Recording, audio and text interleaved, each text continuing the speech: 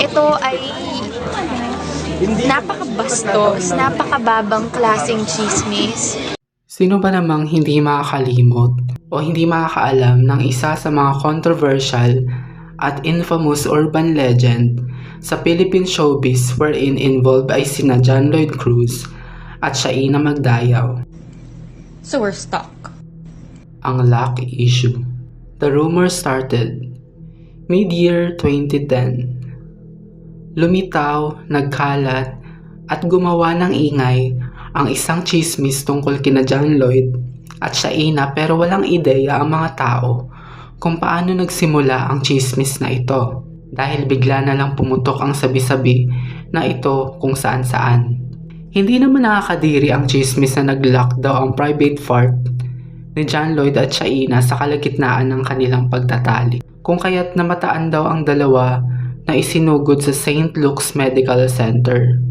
Though ang pangyayaring ito ay personal and serious matter, gusto ko lang pag-usapan dahil interesado akong magbigay ng opinion sa issue na ito despite na matagal na ito. So, to educate you guys, ang rumored incident tungkol sa dating magkasintahan ay tinatawag na penis captivus o vaginismus, o mas kilala sa tawag na vaginal lock. Mukhang nakakatawa isipin para sa mga taong tabu pag-usapan ang ganitong topic kasi nga madalas nangyayari lang ito sa mga aso. Pero ang incident na ito ay hindi laughing matter at lalong hindi ito dahilan para i-degrade ang mga taong nakakaranas nito. Walang problema sa kanilang mga private part. Based on the internet, noong 2010, ang chismis daw kasi ay nang mangyari nga ang lock sa kanilang kwarto. Hindi nila alam kung paano ito mareremedyohan o matatanggal. Kaya ang ginawa raw ni John Lloyd at Shaina ay nagtakip lamang ng kumot sa kanilang katawan habang magkadikit na tumakbo para dumiretso sa St. Luke's Medical Center.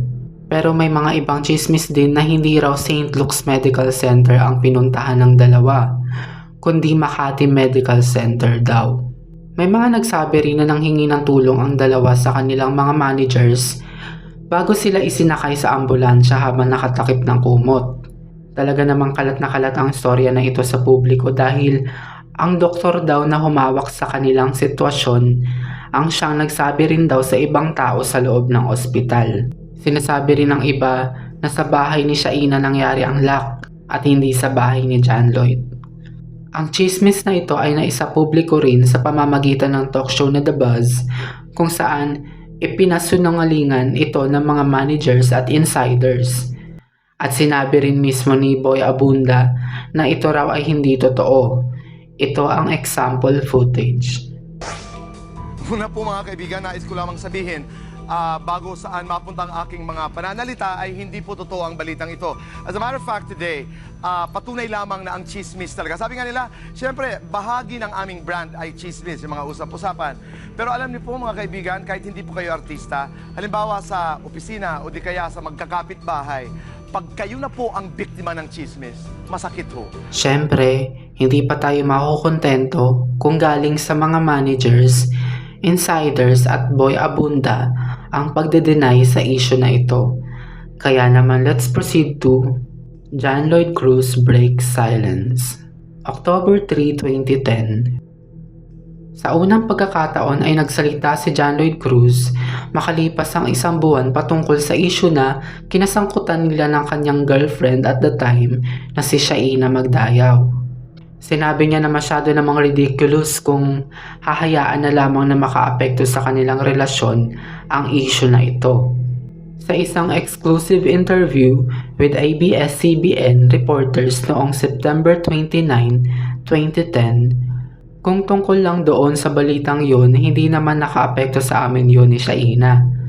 Sa trabaho, hindi naman nakakaapekto.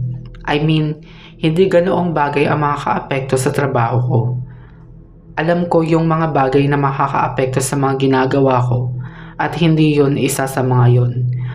Paliwanag ni John Lloyd Cruz. Parehong mga managers din nila agad na nagsabi na hindi raw totoo ang chismis na yun.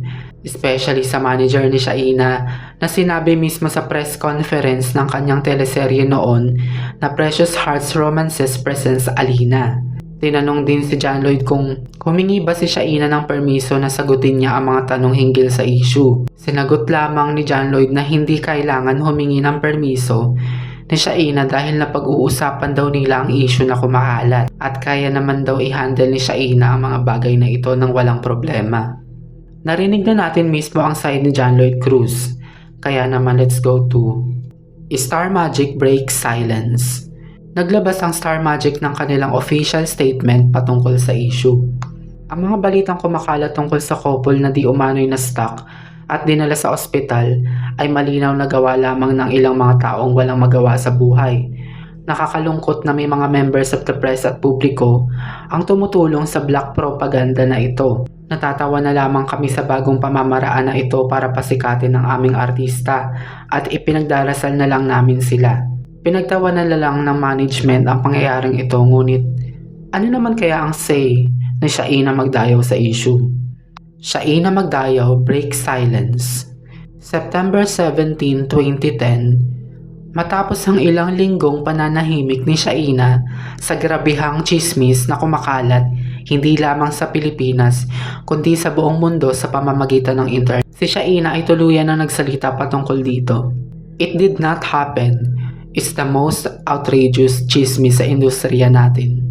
Sabi niya sa isang press con ng kanyang bagong teleserye kasama sina Sid Lucero, Jason Abalos at Kay Abad.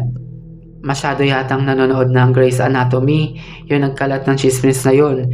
Kung nangyari sa totoong buhay, pupunta ka ba sa ospital samantalang public figure kami? Dagdag niya pa. Nagpasalamat din si Shaina sa mga pinagtatanggol silang dalawa ni John Lloyd sa kabila ng kumakalat na issue. Gusto kong magpasalamat para na rin kay John Lloyd sa mga nagtanggol sa amin. Inuulit ko, hindi po totoo na may ganoong nangyari. Maraming salamat sa lahat ng dumepensa sa amin. Di po kami gaano nakapagpasalamat sa mga dumidepensa sa amin. Tinanong din siya sa press con kung may idea sila sa nagpakalat ng chismis na ito. At sinagot naman ni Shaina na mayroon na raw silang mga suspect pero hindi niya ipinangalanan ang mga ito. Ayon daw kasi sa isa pang chismis na kumakalat, una raw kasing dinala sina Shaina at John Lloyd sa isang hindi pinangalanan na ospital bago sila nailipat sa St. Luke's Medical Center. Kinontak nila ang isang Vice President for Customer Affairs sa St. Luke's at ang sabi nito ay wala raw katotohanan ang kumakalat na chismis sapagkat nakita raw nilang naglalakad si John Lloyd sa isang ospital para bisitahin ang kapapanganak pa lamang na pinsan. Thoughts?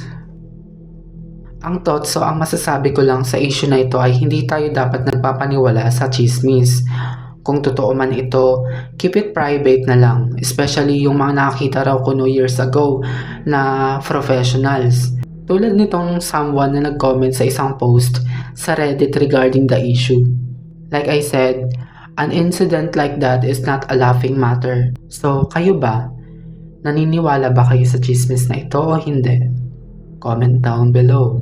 Ako si Kabatiran. Thank you for watching and see you on my next one. Bye!